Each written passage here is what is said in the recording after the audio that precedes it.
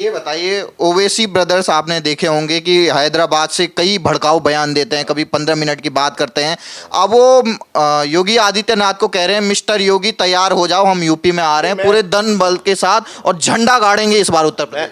मैं उनको बता देना चाहता हूँ, योगी आदित्यनाथ जी पूरी तरह से तैयार बैठे हैं आपके लिए।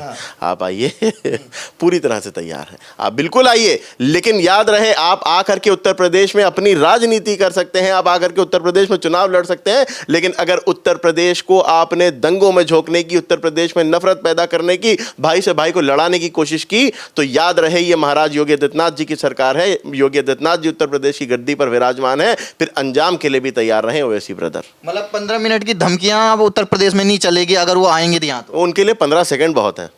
अब ये बताइए, जिस गढ़ को अपना गढ़ मानते हैं हैदराबाद के लिए, वहीं अभी तेलंगाना का नगर निगम का निकाय का चुनाव हुआ था, वहां पर बीजेपी उन्हीं के गढ़ में करीमनगर और निजामाबाद में जीती है और मेयर बनाया है पहले। देखिए मैं आपको बताऊं, ये नया भारत है। यहाँ का मुसलमान भी जागरूक है, यहाँ का मुसलमान भी देख रहा है कि हमें बेवकूफ़ कौन बनाता है, हमारे हित की बात कौन करता है। साहब, एक मुसलमानों को बेवकूफ़ बनाने का काम इन तथाकथित सेक्युलर दलों के द्वारा किया गया। अच्छा, मुसलमान भी कब तक बेवकूफ़ बने? एक वक्त होता है, आज़ादी के 75 साल से ज़्यादा हो गए, आप बेवकूफ़ बनाते चले आ रहे हो, मुसलमान बेवकूफ़ बनता चला जा रहा है। अब मुसलमान इनके बहकावों में आना बंद हो गया। अब मुसलमान भी नज़दीक है। हाँ, अब मुसलमान सवाल पूछ रहा है। मुसलमान अब इनसे सवाल पूछता है कि ठीक है, हम तुम्हें अपना नेता मान लेंगे, तुम बताओ कि तुमने अपने इख्तिदार में रहते हमारे साथ किया क्या, हमारे कितने काम किए। आज अखिलेश यादव भी, अगर आप यहाँ यूपी में बात करिए, कल देखिए नसीमुद्दीन सिद्दीकी ने बसपा छोड़ के कांग्रेस में गए, कांग्रेस से फांद करके सपा में गए। क्या कारण है?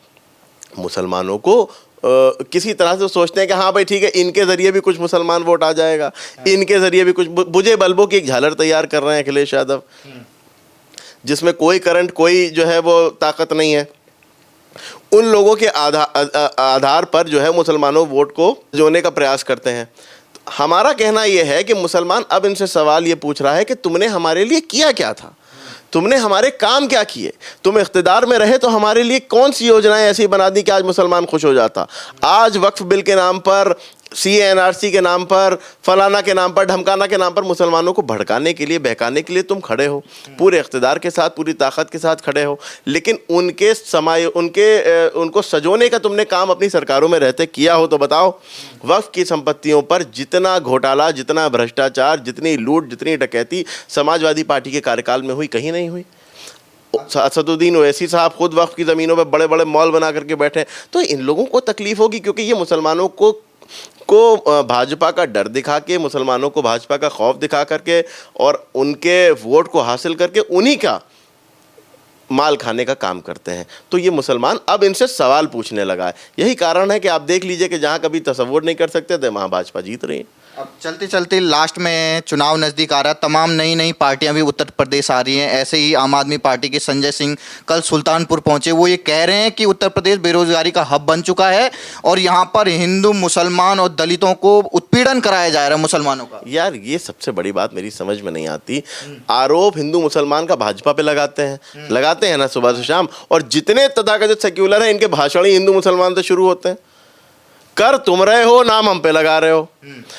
भारतीय जनता पार्टी तो कह रही है सबका साथ, सबका विकास, सबका विश्वास, सबका प्रयास। आप कह रहे हो हिंदू मुसलमान, तो आप हुए हिंदू मुसलमान करने वाले या भाजपा हुई?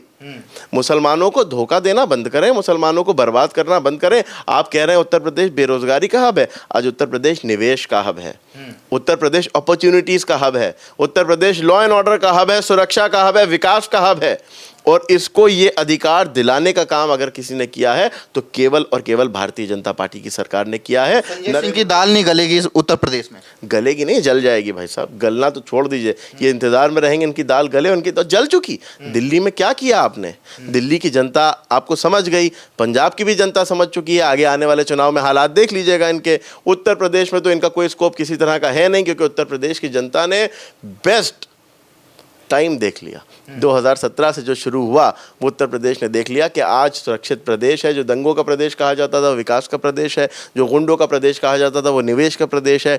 जहाँ जो प्रदेश, वो प्रदेश के जो विश्व भर को, या यूँ कहते हैं कि कम से कम देशों को या अन्य छोटे छोटे देशों को लेबर सप्लाई करने का काम करता था, आज वो अपॉर्चुनिटीज़ का प्रदेश है। तो ये उत्तर प्रदेश की जनता देख रही है, यहाँ का युवा देख रहा है, यहाँ के नागरिक देख रहे हैं, और अब यहाँ का मुसलमान भी देख चुका है, समझ चुका है, जान चुका है, तभी तो उनसे सवाल पूछ रहा है। यही तो कारण है कि ढूंढ ढूंढ करके लेकर के आ रहे हैं कि नसीमुद्दीन तुम भी आ जाओ, फलाना दीन तुम भी आ जाओ, अब्दुल तुम भी आ जाओ। कहीं ऐसा ना हो कि ये जो थोड़ा बहुत वोट है, एक बड़े अच्छा बात थी उत्तर प्रदेश के उप मुख्यमंत्री ब्रजेश पाठक जी, उन्होंने कहा, मैंने उनका इंटरव्यू में सुना था, तो उन्होंने ये कहा कि अगर समाजवादी पार्टी से मुसलमान वोट हट जाए तो तके के दो रह जाएंगे। और सच बात है कि आज इनके पास केवल और केवल मुसलमानों का सहारा है, मुसलमानों को बेवकूफ़ बना करके अपना अस्तित्व बचा। सत्ता में नहीं आने की बात, सत्ता में तो अभी ये 2047 तक नहीं आ सकते। अपना राजनीतिक अस्तित्व बचाने का काम मुसलमानों के कंधों पर सवार होकर के कर रहे हैं। लेकिन याद रहे कि अभी मुसलमान जागरूक मुसलमान है, ये इनको कंधों पर उठा करके ले जाकर के कब्रिस्तान में दफन करके आएगा। आप भी मुस्लिम हैं सर, आमिर शमसी नाम है सर का, और लगातार आप बताइए कि वंदे मातरम क्यों गाना चाहिए मुस्लिम भाइयों को? देखिए, वंदे मातरम इसलिए गाना चाहिए क्योंकि हमारे नबी की हदीस से ये बात साबित है।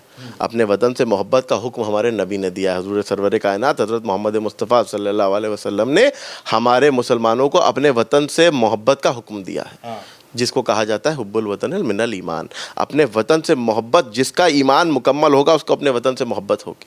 तो आज भारत के मुसलमान, और सबसे बड़ी बात ये कि भारत अगर सही से जनगणना हो जाए तो भारत वो देश है कि तमाम इस्लामिक ममालिक से ज़्यादा मुसलमान यहाँ रहते हैं, सुरक्षित रहते हैं, आज़ादी से रहते हैं। और इससे ज़्यादा आज़ादी क्या होगी कि आप सुबह से शाम तक जो है आपको अधिकार मिल जाता है सरकार को गरियाने का।